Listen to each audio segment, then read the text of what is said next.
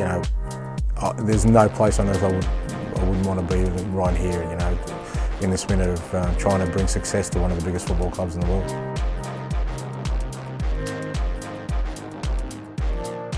The basic underlying principles that I want my team to play football that scares the life out of every opposition, mate. That's kind of the end game.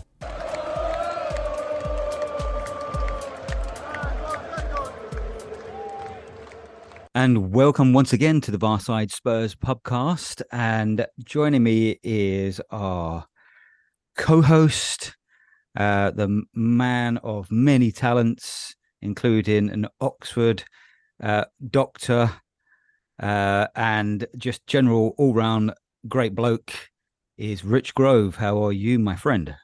All right, mate. That's a very nice introduction, Lee. I don't know what you're after because you don't owe me any money or anything. So why are you being nice to me? Well, you know, I'm just an all-round good egg, as they say. I'm always fucking suspicious when people are nice about me.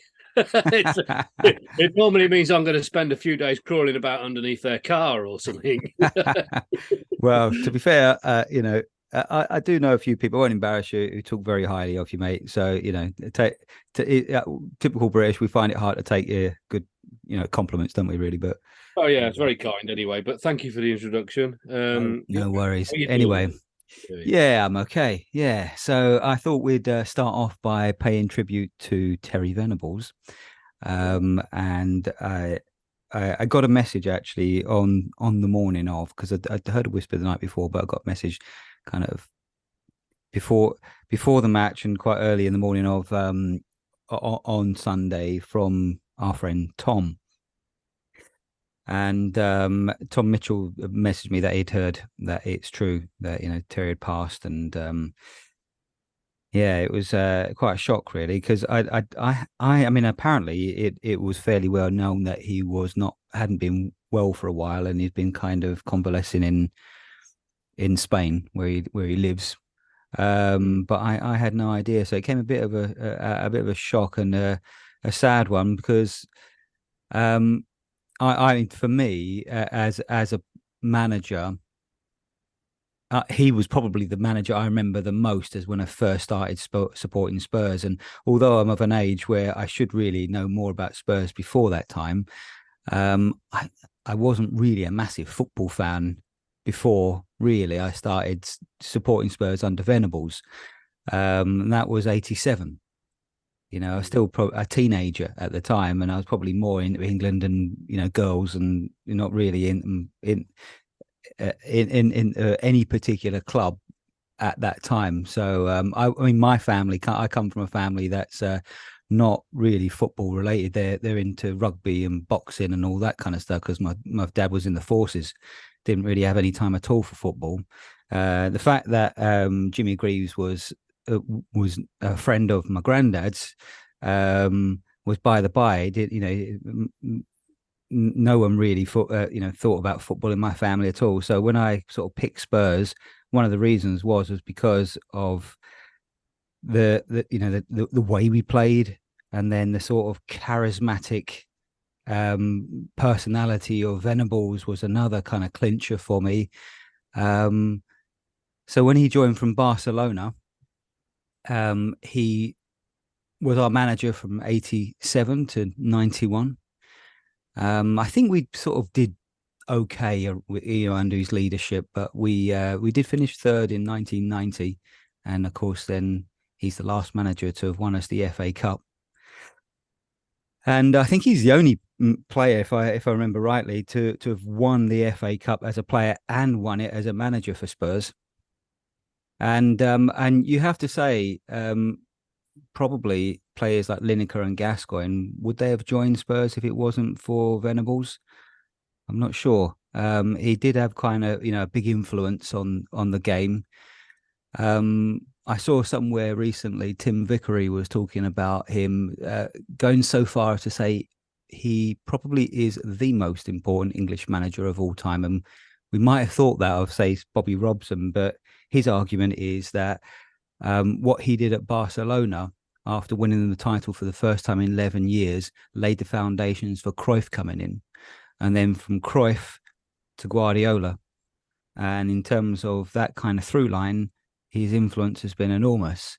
So, I mean, you could overstate it, but I there was, but clearly the man was not only charismatic but he was also, a visionary with his football. The way he played with England was an absolute joy. Probably the last time I've really, really, truly enjoyed watching England was under Venables' tenure, and it was a massive shame, I thought, that he didn't get given a new contract. We all wanted that. It felt like there was unfinished business, didn't it?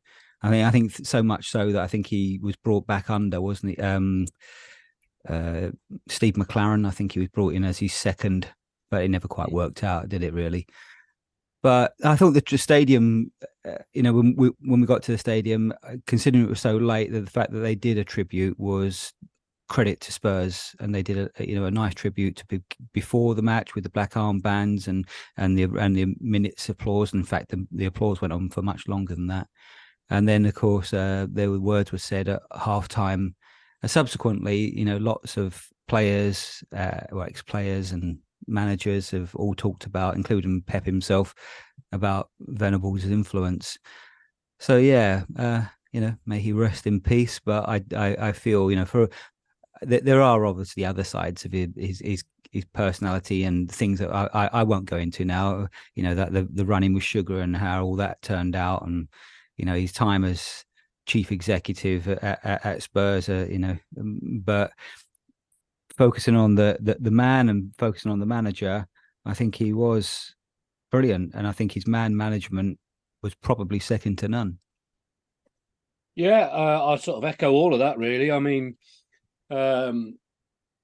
Venables, again, for me, he's really my sort of formative Spurs manager. I mean, I'm a bit, aware of the club a bit under Pleat before him, and I kind of came in on the cusp of him taking over there,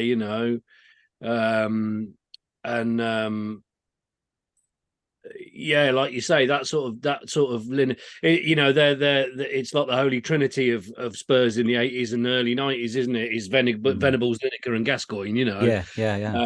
And it was kind of like the new era, wasn't it? Because of course, the side that preceded that was the side that was Hoddle and Chris Waddle and players like this, and then there was this new Spurs going into the 90s, and obviously it fell apart, because of things that were happening off the pitch, because of Irving Scholar and possibly, Venables kind of did his best for the club, but maybe wasn't the right person to have been in that position, but was in that position. I mean, I do think he deserves an awful lot of credit for bringing Sugar in.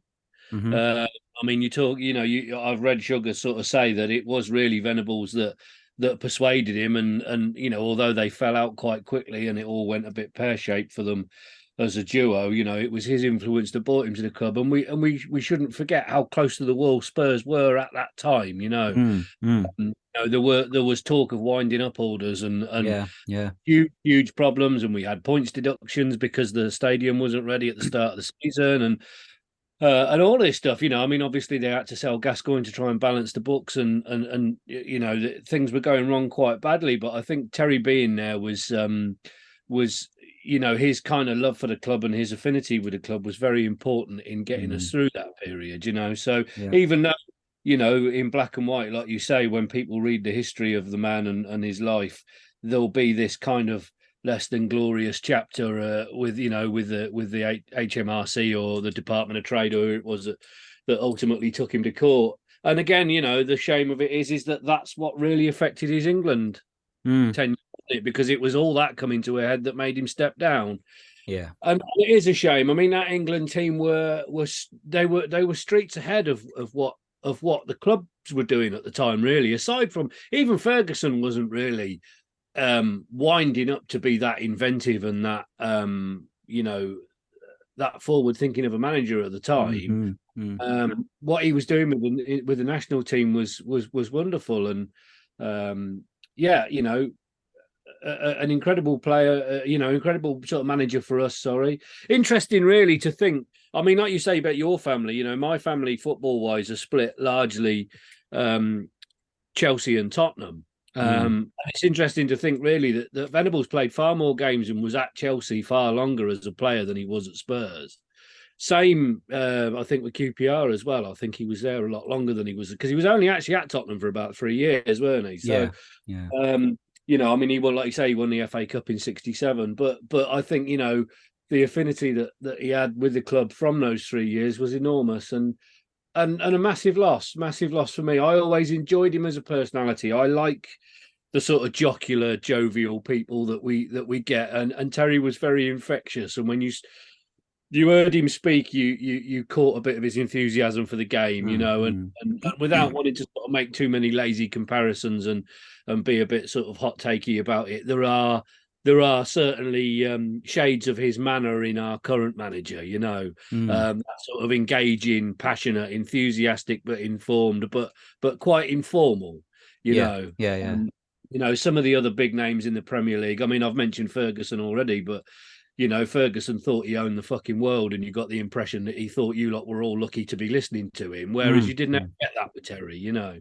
No, Terry sort of came across as the sort of guy who would be happy to sit and talk to the tea lady as well as the chairman. You know, he kind of had that sort of, if you like, bedside manner about him, that he could be relaxed in anybody's company. And I think that actually that was one of the perfect qualities that he brought to the England job, because before that it was very fractured. And he made it sort of the first time we sort of heard this kind of club England kind of phrase, wasn't it? And he got that kind of mentality into the players, and the players for the first time will really look forward to coming to be together and not cliquey, and to be as one in that setup. And that's, you know, all down to him. Yeah, and I mean, I think that, you know, the influence of him on Gascoigne as a player as well, you know, I mean, if, you know, many of us think back on Paul's career, and one of the highlights of that career is that Euro '96 tournament. And it was Terry's man management of him. You know, Paul obviously was a loose cannon all of his career, and he played with problems personally and professionally, physically and mentally. And Terry always seemed to get the best out of him, didn't he? You know? Yeah. Absolutely. Well, let's get on to the game then. And like I said, there was a tribute at the game to Terry, and it was very poignant. I feel maybe that it possibly lifted the players to begin with, because I think we just came out of the traps like crazy. That team, should we start with that team? What did you make of it? Three left backs in defense. We had Vicario, Udogi, Royale, Davies, Porro, Benson, Curler, Celso, Hill, Kulusevski, Son, and Johnson. Does it get much more Ange than that team? Well, I mean, it's a combination of strung together. You know, it's on a shoestring, isn't it? And also, it kind of fits, don't it? You know, under any manager, we'd have lost that game about 8-0 with that side. I think. Yeah. You know, I mean, my frustration, obviously, you know, I do have to eat me words a little bit. My frustration with it all is seeing Gio Lo Celso's name on the team sheet, because the quicker we can get him away from this football club, the happier I'll be. But then, of course, he goes and scores, even though it's a deflected goal, you know. So, of course, I have to sit there and shut up for a minute and go, yeah, all right, Richard, you know nothing. But yeah, it's what? Well, I mean, it nearly worked. It nearly did, yeah. I think we'll sort of do a kind of flavour of that in a second. You know, thoughts and feelings on it, and you know, some of the turning points. But yeah, I think you're right, Rich. I think it really nearly worked, and I know that sounds a bit trite to trot that out as an excuse, but let's face it, we are down to the bare bones. We had to name 2 keepers, and we were 1 sub light. That's how bare bones we are at the moment. And to put a team out like that, because I think the game against Wolves, I don't think he liked that. I think that was too old Spurs for him. And so he dropped Højbjerg and Dyer, because they seem to be the ones that, you know, don't get us wrong. We've credit where credit's due. They've stepped in and they've done a job, but they slow the game down. And I think he saw that, and he was brave enough to make that decision, because the easier decision would be to put those into, you know, to make it more solid. But he thought, you know, we're going to play to our philosophy, our identity. Well, I don't think they do make it solid. That's the thing, isn't it? I mean, this is where that that thinking all falls down. And I mean, everybody, you're right. Everybody sort of sees that Dyer and Højbjerg did come in cold, having. I mean, Højbjerg's played a few minutes this season, mostly as a sub and what have you, but. Dyer, obviously, it was his first start and his first game since pre-season against Wolves. So he's come in cold, and for 85 minutes of that game, he did all right. We can't argue with that. But like you say, they don't shore it up because they slow the game down too much. They are inherently slow players. Whether it's because they're inured with the previous 2 or 3 managers' philosophies of slowing the ball down and controlling the game through quite staid periods of possession, I don't know, but they seem to open us up to that weakness of having the ball robbed of us. And in an hour and a half, there's an awful lot of chances to rob the ball from that deep position and turn us over, which is why it obviously cost us at Wolves in the end. And I think he's right to sort of look at that and go, well, it's not going to work because we're just going to, like you say, it's last season Spurs. And what happened last season? We got turned around and we conceded goals like they were going out of fashion. So got to try something new. And I think they looked a lot more positive and a lot better for the changes. Absolutely. I mean, to be honest, like I think Ange said himself, you play that game 10 times and probably 6 or 7 we win. You know, and again, that I honestly, hand on heart, I don't think that's a delusion. I think actually the chances we had were insane. I mean, in the first 5 minutes, Kulusevski hits the post, and Hill is then given an elbow in the face, which that should have been a penalty, maybe even a red card. Funnily enough, VAR wasn't working at that point. Yeah. So I mean, that's that kind of, you can feel that sweep around the stadium, the sort of injustice to that. And having looked back at it, I mean, he clearly is fouled, and that should have been a penalty. Then Lo Celso scores that goal, slight deflection, but I thought overall Lo Celso had a pretty good game. I've seen some takes saying he had a fantastic game. I wouldn't go that far, but I thought he had a decent game. He showed for the ball, and he was up for it. But in that first half, it was one-way traffic. I mean, the guy behind me, he was his season ticket holder. Said to us, he said, "How are we not 8-0 up?" I said, "I know." I said, "But you know what that means, don't you? It's just one of those things. You just got to feel that if you don't put them away, it's going to come and bite you on the arse." So we did put a few of them away, and then the powers that be decided they weren't. No, I know. Yeah, and I've looked at them again, and they must be so close. A bit like that Watkins equaliser. I mean, VAR intervenes then. I think that kind of slows everything down as well. That that looking at that took about 5 minutes, and he must, I don't know, maybe a toenail offside. Then Pau Torres punishes us for a bit of poor defending. I mean, we've got 3 left backs in defence. He headed that one in. Then I think where the game really changes in that first half is when Matty Cash does Bentancur, because I thought Bentancur was running the show. What about you, Rich? Yeah, very much so. And of course, now we've latterly learned that he's out again until well after the new year, isn't he, on the back of this? I mean, Matty Cash is a dirty bastard. He should never be allowed near a football pitch. He's always doing this kind of thing. I don't understand why referees are not harder on him for it. Why has he not got a disciplinary record that makes, Roy Keane look like a saint? Because he's forever going through people like this. He's a sloppy, malicious, horrible player, and I can't stand him. And Bentancur comes back from this terrible injury that's kept him out for 7 months. And it's his first start, his second game back, his third time on the pitch or whatever it is. And again, he's out for 3 months now because of this. And you can see it sort of collectively take the wind out of everybody's sails, can't you? Mm-hmm. It's happening again. Like, we've got another one. And I thought, one of the reasons they were bringing in VAR and the way that they were now managing games was because they wanted to see teams play more football.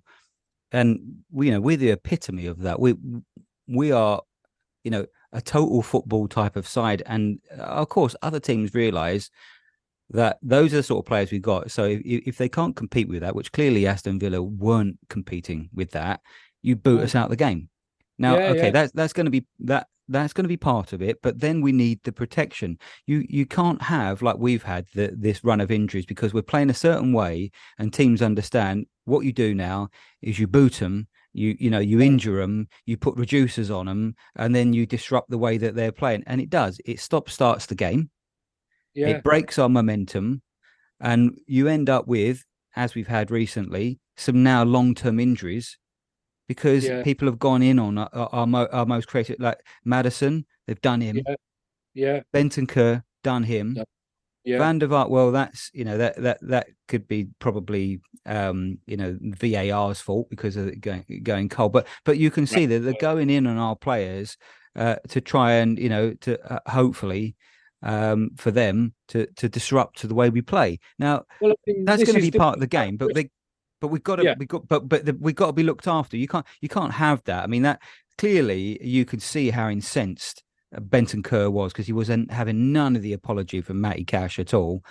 yeah, And he just got a yell. I mean, if that doesn't, I think his manager took him off because he knew that he was a red card waiting to yeah, happen. yeah. But And also, that's he's just done his job.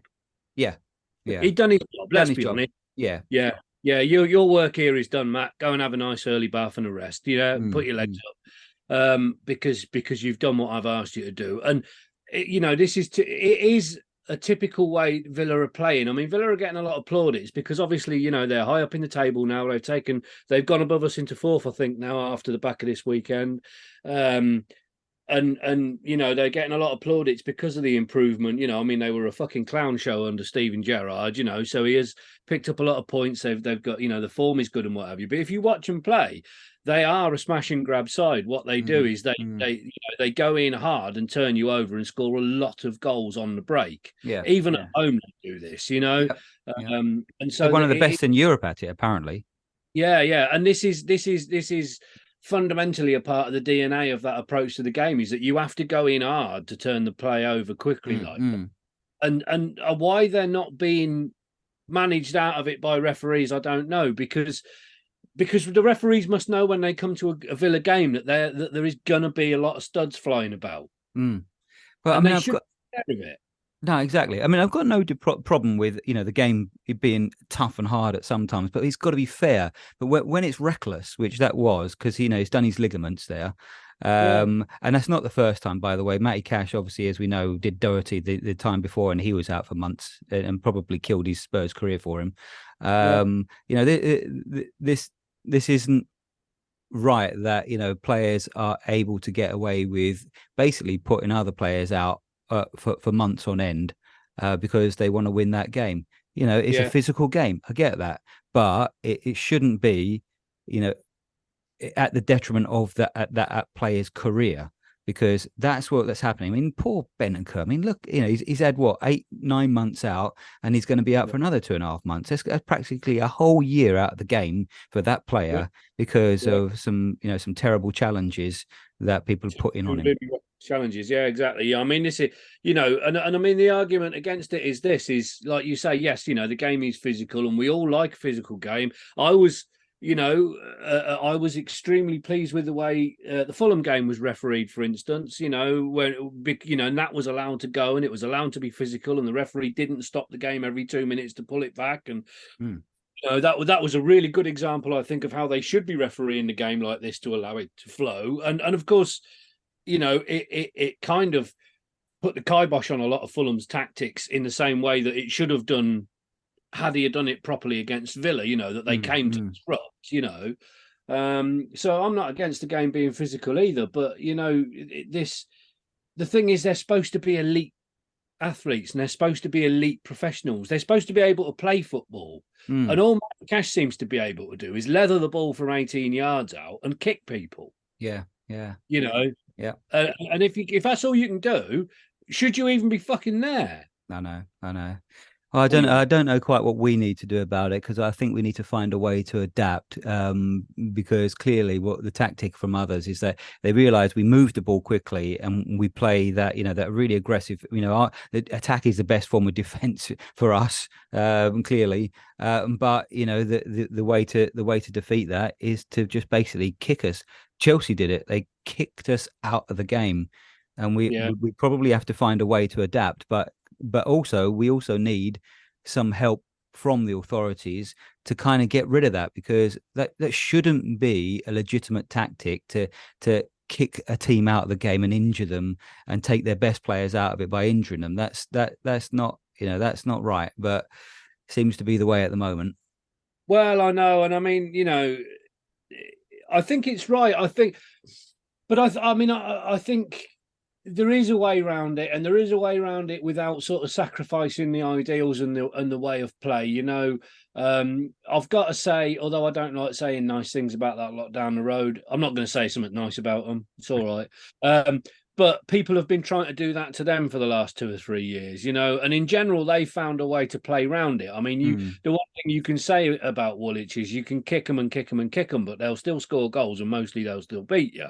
Yeah. So I don't think it's the case that it's like, oh, well, Angie's football isn't going to survive in the Premier League, because people have been trying to kick Manchester City out of games for the last 10 years as well, and they've managed to overcome it. The irony that Chelsea did it to us, because, of course, that was the tactic that people employed against us when Poch was the manager, was that 2017, up to 18, what we saw when people were successful in taking points off us was that they were booting us out of the game and interrupting our flow of play. And then, of course, Pochettino's thought, well, that's how you stop Tottenham then, and that's how you stop Tottenham now. I think there is a way around it. I think I don't know. I mean, I think it will be a lot better, a lot easier to deal with when we do have at least 2 fit centre halves. I know, obviously, Romero is suspended and not injured, but I mean, once we get Mickey van der Ven back, and once Romero is on the pitch and hopefully learns a bit of fucking maturity, then I think actually the net effect of being kicked out of the game will be different, because we will be more solid at the back anyway. Yeah. I mean, like I say, it is solvable, and I don't think we should change tactics. I think we just got to be a bit clever about that way. Like, and teams do learn to cope with, when you've got flair players, them being kicked out of the game. Modric could do it, and people try to kick him all over the shop, and he managed to cope with it. Exactly right. And he's about 3'4" high, and about 6 stone wet through. And if he can do it, then there's no reason why others can't. I mean, we've seen it with Son for years. People are forever trying to kick Sonny out of a game. And for the most part, he still manages to contribute or score, even if he doesn't get much of the play. I mean, Harry Kane was the epitome of it. For the last 9 years, people have put 2 people on him and just booted him left, right, and centre, and shoved him over and kicked him up the back and run their studs down him, and yet he's managed to find a way to play around it and to still beat them. So it's not insurmountable, is it? Yeah. Okay, and then towards the end of the first half, Son gets the first of his hat trick. Yes. Of offside goals. It was a lovely goal. Oh, I mean, it was a beauty of a goal. Like classic Son, sort of bent it into the sort of far corner. Lovely runner play, and had everyone off their seats, forgetting that obviously VAR could intervene here, and did. And but it was a beauty. So like you say, classic Son, isn't it? When you see him shape up like that, you know what's happening. Yeah, thing of beauty. Shame it didn't stand.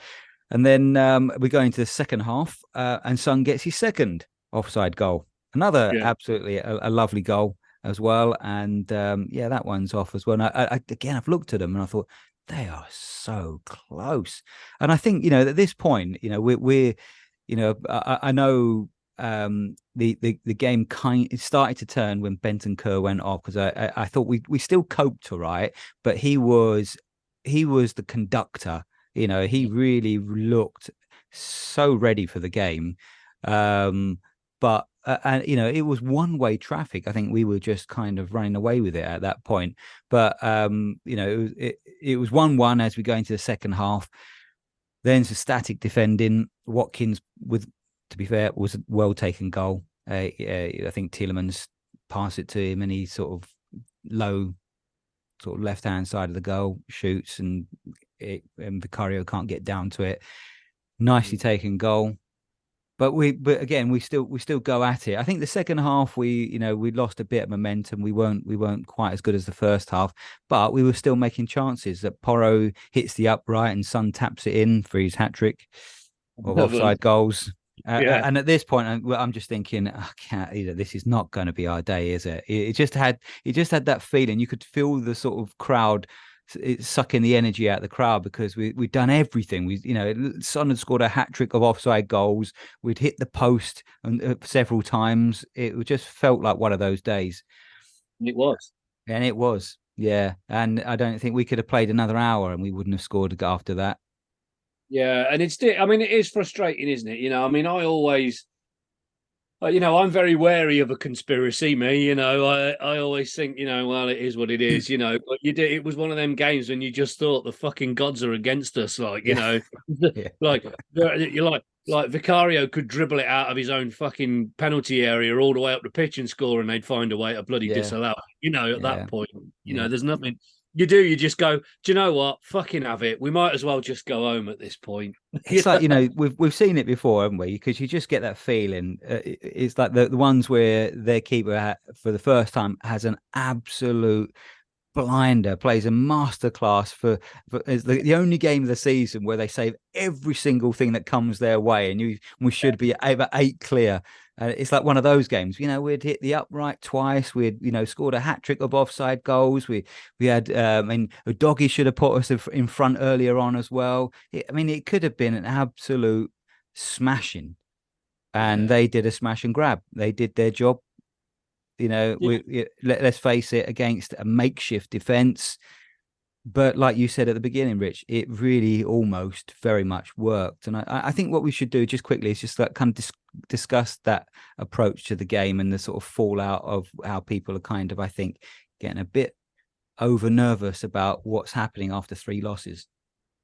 Yeah, never let it be said that football fans are a fickle bunch, and that Spurs fans, especially on the internet, have a habit of losing their asses really early.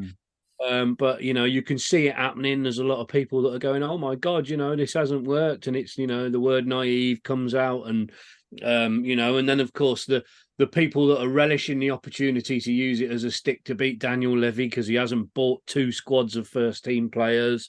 I think you've got to go back to what he said in August. It's going to be a bumpy ride. Yeah, and he's at the beginning of the journey. We had 10 games, right, where it went better than we expected. Everybody's baseline shifted, and everybody goes, well, it's all right. We're going to win the fucking league now. Egged on by idiots on podcasts. Like us. Saying we're going to fucking win everything, right? And of course, you get this collective hysteria that's sort of like, the echo chamber of it all, where we're all really enthusiastic and we're all just so relieved that we're not watching Antonio Conte every week, that we get carried away by it. And the reality is we are at the fucking beginning of it. And at the end of the day, it is gonna be that bumpy ride. And I keep thinking, I can't remember where it was now. It might even have been when I was still on Twitter. Somebody screenshotted a Celtic fan comment and put it on there, and I think it was off somewhere like that. And it was like, when he came to Celtic, I went and looked back at his career because I didn't know anything about him. He said, and you see, you have these issues to start with, and suddenly it all seems to be going wrong, and then one day, and it will be a game that you don't expect it to be, you will just give somebody the seeing to that they have never had. And from that point, you don't look back. Yeah. And I keep thinking about that and keep thinking, we haven't had that game yet. No. We haven't got that point yet. And yes, we might have been fooled into thinking that we had that game because it had all gone so well. But he is only, 12, 14 games into his managerial career at Spurs. Absolutely. People have got to shut the fuck up and just hold on for a bit because it's going to be fine. Yeah, absolutely, mate. And I think, you dot those 3 losses about the season and we're not having this meltdown. It's only because I think it's 3 on the bounce. And it is a difficult run of fixtures, and it's an unprecedented run of injuries. And yes, I know some people go, well, loads of clubs have got injuries. Loads of clubs haven't lost their 5 best players. I mean, we've got after this weekend just gone, we've got 10 out, haven't we, at the moment, including the suspensions. We might even be lucky to name 14 players for City. Yeah, so we've got 10 of the first 16 that are either injured or suspended. Yeah, great. Other teams have got injuries too. Show me anybody that's going to bring 10. I mean, if you take 10 people out of Liverpool's first 16 squad, they ain't winning. Let alone 5 of their best players. Yeah, exactly. City possibly can cope with it better than most. I mean, you take 2 players out of Man United side, and they look like a fucking pub team. Yeah. Yeah, I thought the overall approach to that game was further proof of our identity to me. I mean, that's what we're looking for, right? This is one of the things that we wanted to say, like, who are we as a club? And it was like, I think I said on Twitter, like, it was like the embodiment of Audaris Versailles. We went for it. We had a good go, and it very nearly worked. We with our full team would have slaughtered anyone, but even without, we still have our identity, our principles that we're sticking to. Why, which manager really has a plan B? Tell me, there aren't any managers really that have a plan B. That most people have their style that they stick to, and hopefully you got the squad and players to do that. If Villa end up losing a few players, are they going to change their game? No, they're not. They're going to play the same way, playing the counter-attacking style. This is our philosophy, this is our identity, and this is what we're sticking with. And we're trying to bring players in to play that, because in the long game, again, looking at this in the microcosm, you got a few losses, sorry, and that upsets people. Of course it does. But what we're looking at is the bigger picture here. Is that what are we building towards? What is our identity? What people are going to say about us? And actually, in general, probably our fans are harsher on us at the moment than opposition fans who can see that identity, can see that brave approach to the way we play. And I think it does win admiring audiences. And I think, like Andrew was saying, once we get our players back, and again, once we start building, because I think in January and summer we are going to build, we are going to be an incredible team to watch, which is one of the hallmarks of a Spurs side, but also an incredible team in terms of how we're going to be, I think, feared and played, how we're going to play. And I think it will, in the end, it will be fine. It's just at the moment, it's not so good. And you've got to understand that. You've got 5 key players that would walk into our team that are not there at the moment. That's going to have a fallout. So, sod the naive comments. I don't agree with that. Sod some fans and media starting to kind of say, well, Ange needs to change this. No, he doesn't. What does that say to the players if we start changing it? It says he doesn't really believe in that. And also, the thing that everybody was saying at the start of the season was they just wanted to watch entertaining football, right? Yeah. Is that not what we're getting? Exactly, yeah. I mean, yes. Like if what you actually wanted was to win everything, right? Then say, I just want to win everything. But everybody that I've spoken to, and everybody around the club that I know, and everybody that you encounter says, "Oh, go back to the summer. I just want it to be entertaining. I just want to enjoy going to football again. I just want to look forward to seeing Spurs play, right? Because it's been so boring, so slow, so staid, so uninventive, yada." Right. And the thing that we've got is entertaining football. And even though we lost on Saturday, it was entertaining. Yeah, I mean, it would have been far more entertaining without VAR if we'd have won that game 4-1 or 4-2, right? That would have been far more entertaining. But we still did put the ball in the back of the net 4 times that day, right? Yeah. With this thrown together side, right? We still outplayed them. We still everybody said afterwards, and look at the newspaper reports and look at the punditry and everything that comes after it that says Aston Villa did a smash and grab. That tells you all you need to know about whether or not we're doing the right thing. Yeah. And And fans should have the strength of their own convictions to say, I wanted entertaining football. I cannot expect to be entertained and for the not to be risk, especially when we've got huge amounts of injuries. And I think people need to actually stop listening to the likes of Gary fucking Neville and Carragher and all these other people, that are coming and going, Spurs might need to do this a bit differently and do that a bit differently. And it's only because they never played in a side that was as ventive as this, they never tore the rule book up. They never did it differently. It terrifies them to see the game evolving because they want to be able to talk about the game they understand. Yeah, and Neville's management record was impeccable, wasn't it? Well, Neville's record of talking shit is impeccable. I mean, like everybody, we should by default ignore everything that fucker ever says ever again, just for him going and playing golf with Harry Kane and saying, "Oh, why don't you leave Tottenham?" Yeah. I mean, the thing is, I would have had no faith in those players or any of the other players, to be honest, to sit and pack the defense and try and stifle the life out of the game and maybe nick a a point or a win playing that style of football. I would have had no confidence in who we've got, personnel we've got to be able to do that anyway. So attack is the best form of defense in this case. And like we said again, all right, when it's all ifs, buts, and maybes, but it nearly worked. But the most important thing from my point of view is you could clearly see the philosophy and the way. And that's all we wanted. I mean, I said at the beginning of the season, I'm sure you said it as well. One of the things that I'm going to put a pound in the swear jar here that we liked about Pochettino was that you could see an identity emerging. And that's why we held our nerve when some of the results weren't great with him at the beginning. And I think likewise at the moment, it could get worse before it gets better. I mean, I'm seeing the purple and gold lot at the moment, kind of like rubbing their hands together. And, they love a bit of fucking misery. Well, yeah. Love a bit of misery. They're addicted to it. Yeah. And they're looking for an excuse to restart their agenda. Okay. They'll never be happy unless something's going wrong. They'll genuinely never be happy. If we went on and fucking won the cup and did all shit miracles for the rest of the season, they'd still find something to fucking moan about because that's what makes them happy. Yeah. And listen, I mean, I get the grievance in the sense that, we probably should have invested more, but it's very hard to do. I mean, I've heard this said, but we actually did quite a lot in the summer. We brought in 7 or 8 new players. You can't bring in 10, 12 players that just straight away off the bat because it doesn't work. You've got to grow the team.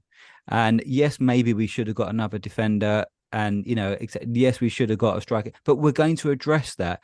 And like Ange said, at the very clear, even in the good times, when we were winning, he says, look, this is great, but we are in a process and we are at the beginning of the process and we are rebuilding this team.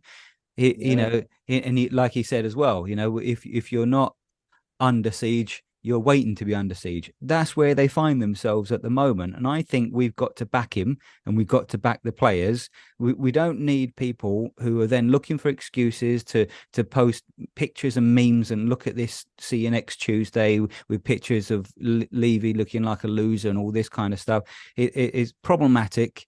It's not helpful. Attacking the team or the players or the manager, actually, there's 3 losses on the bounce because of a set of circumstances, because we are quite light. We have to be quite light because we're not in Europe. Yeah, well, yeah. And I mean, that's the other thing about bringing players in. Like, how many elite top level players are you going to be able to draft in that are going to be able to walk into a team that has been top of the league and expect to come in as an injury replacement after not playing, a huge amount of games for the club, or in the first team, and step into that role? How many of them players are you going to bring in without the promise of Champions League football or even Europa League football for that? I mean, especially at the beginning of a tenure of what is essentially an unproved manager in the league. Yes, he was able to persuade James Maddison, but we know that he actually had to do that he had to sit him down and say, look, mate, you've got to believe in me that I can do this. Right. So the part of this establishing this new normal for Tottenham is having this identity so that players that are potential signings can see, okay, yeah, that is a club that I could go and play for. That is a team that I could play in. That's going to be fun. I'll earn a load of money. It's a great stadium. It's in London, blah, blah, blah. Right. Without Champions League football, if all of those other things are unknown, who the fuck is going to sign, right? So I think we've done quite well in the summer, and I think you have to look at it like that and say, yeah, this short run that we've had is going to be gold dust when it comes to recruiting players in January, because he's going to be able to say, and now you can see what we do. Yeah. And now you can see what my Tottenham look like. And I've already shown that I can take this fledgling side to the top of the league. Why don't you come and join us and we could stay there? And that's a much more potent, persuasive argument for a player who might also be getting offers from clubs around us that are similar sizes, paying similar wages or probably better wages in a lot of places, and have European football to offer them. I mean, there's always an excuse, but there's always an argument. Well, you should have done this, you should have done that, you should have done the other. But ultimately, I think the most healthy thing that you can do for these voices is just disengage with them, because they never offer you anything. They never offer you an alternative solution. They talk about the change of ownership of the club, but they don't know who or what the new ownership will look like.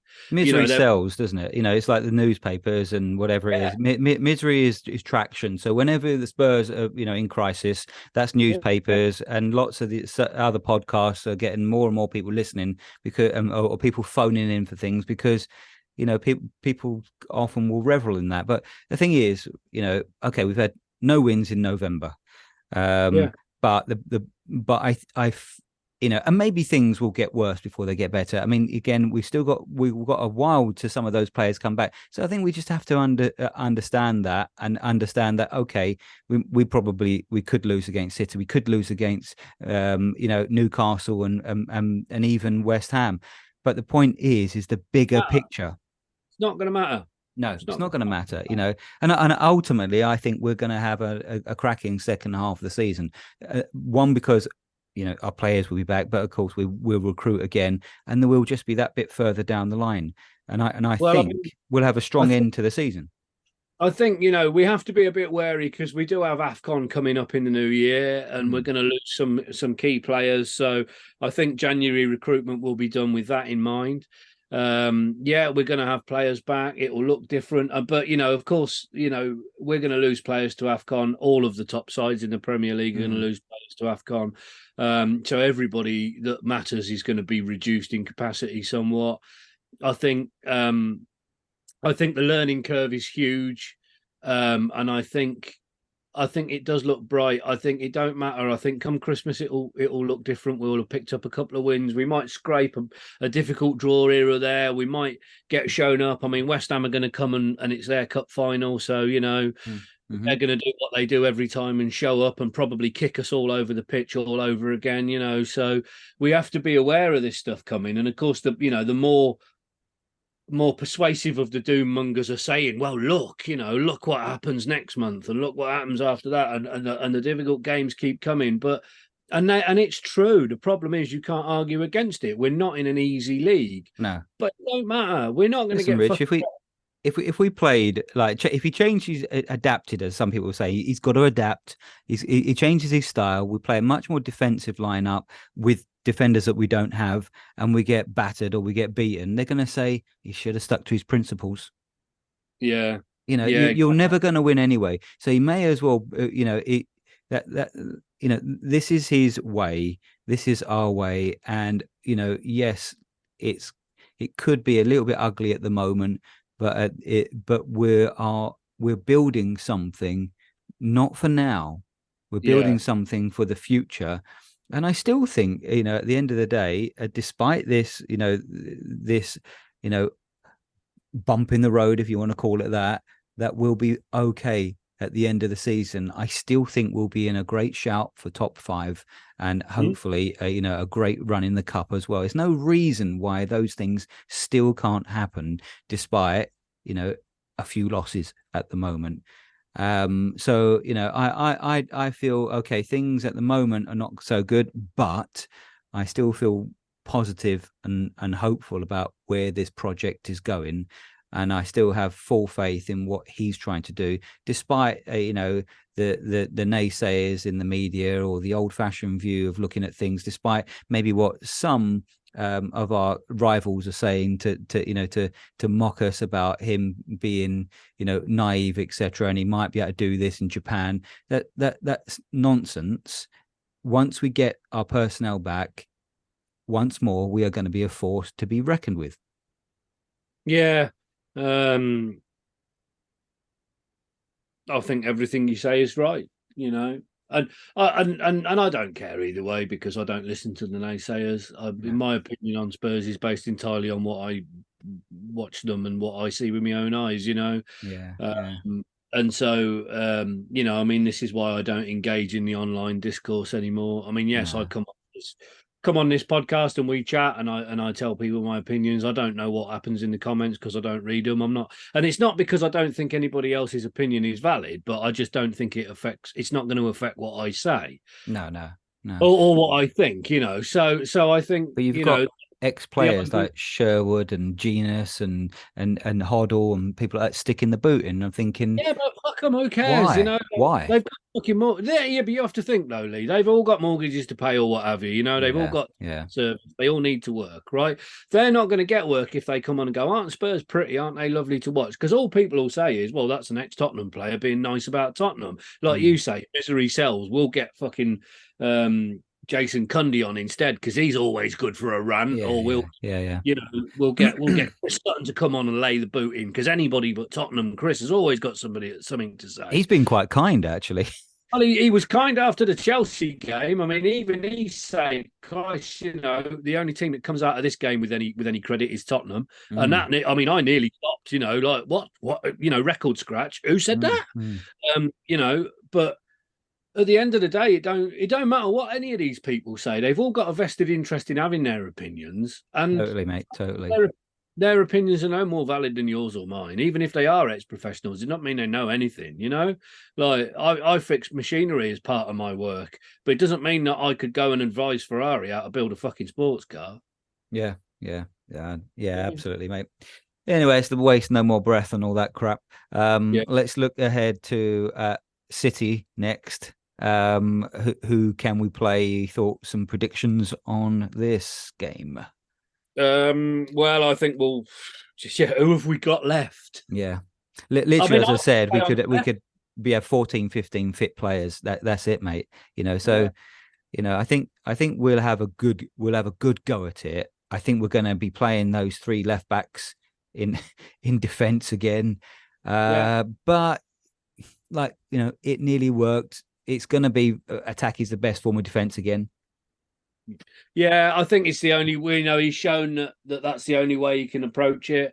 I think you've seen the two variations on it recently in the last two games. Is that he tried the alternative approach a bit more against Wolves, and the same old problems arose. He's tried something different against Villa. It wasn't particularly successful, but we looked a lot better. So I think we know which way we're going to go. I'd love to see us go to City and have a go at them. I remember a few years ago when we went up there and lost and everybody said it was the end of the world. Soldado had a penalty saved. I think it was 1-1. Soldado had a penalty saved and they immediately went down and scored one and then scored. And we ended up losing 3-1. And everyone, oh my God, it's terrible. Spurs got played off the pitch. But actually, I remember watching that game and thinking, I can see something happening here. And it was quite a good litmus test. And we came away from that after that result and our performances improved, even though we'd lost that day. And that sticks in my mind as being a good loss. Yeah. You can lose well. You can learn things from a defeat. And if we're going to go up there and expect to lose, and I think going up there and saying we're going to beat them on their own turf is naive, that's naive. Even with the full team, even with the full team, it's a big ask, So, I think we do have to be a bit realistic about it and say, well, fucking hell, we're going to be lucky to come away from there with anything. And of course that's going to fuel the fires even more. But I think if we go up there and have a good go at them and at least don't do the parking the bus bit and getting picked apart like that, then there is respect in that. Then there's turning up and saying we've come to have a game of football. Yeah, I mean, like where we are at the moment with everything that's happening, this isn't a benchmark for us. This game, this is one to, do the best that we can, and we're most likely will lose this. Who knows? I mean, anything can happen, because in a game of football, literally the most surprising things can happen. But I suspect that probably, given our personnel, that like Haaland probably hammer Royale and Davies, I'm afraid, and I think we'll probably lose this one 3-1. But you just never know. You never know. I mean, if the gods are with us on the day, we've seen it happen. Strange things can happen. I think the best we could hope for would be a draw, but I'm suspecting this is another loss. Let's get this one out of the way, and then I think we've got a couple of games at home we can look forward to. Yeah, I mean, I think the Newcastle and West Ham games are going to be entirely different animals, regardless of what the personnel are. Romero will be back. Yeah, Romero will be back, and that'll be massive. And let's just hope he's learnt a fucking lesson this time. Yeah. About losing his head. So prediction, mate. Give us a score. What, for Man City? Yeah. I think we lose 3-1 as well. Yeah. And I think we've done well if we come away from it only losing 3-1. Yep. Considering who we've got at the back, I think 4 or 5-1 is equally as likely. I'll just be happy if we have a go at them. Yeah, same. Yeah, that's not being negative or anything like that. I mean, it's just being pragmatic and realistic. But like I say, you never know. If we get a draw, I'm breaking out the whiskey. Well, yeah. I mean, I think we go there expecting to lose, but being optimistic of a victory, and that's that's all you can ever do. This is £1 billion team at a multi-billion pound club. I mean, this is a way into their project as well, with one of the best managers in the world, and probably at the moment the current top side in the world. Yeah, and I mean, we're a club that can't even field 11 first-team players at the moment. So, pessimism or optimism have got no part to play in it. We just go up there and we turn up, and we stand up and we try and. We have a go, and then we come away and go, we had a go at them, and that's all we can do. And sometimes, do you know how many times? Sorry, Rich, to cut you there, but how many times over the years have we said that? At least just have a go. And that's one of the criticisms we've had of the last 3 managers, really, under Conte, Nuno, and Mourinho, is that at times we've just laid down and died. We've not really had a go, and that's all we want, and you. Come hell or high water, you may as well have a fucking go. Yeah, absolutely. That's it. So yeah, that's what I think we do, and I think we will have a go at them. And I think people will call it naive, but what ultimately is going to be the alternative? Like you say, laying down and dying, and we all know how that ends. Yeah, exactly. So. Okay, mate. Well, on that, hopefully, once more, that's a little bit more therapy for everyone from where we're at. Good times will be coming again. They're not far around the corner. And come on, you Spurs. Come on, you Spurs.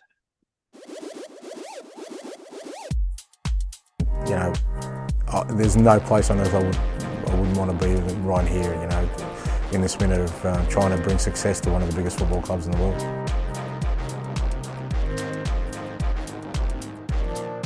The basic underlying principles that I want my team to play football that scares the life out of every opposition, mate. That's kind of the end game.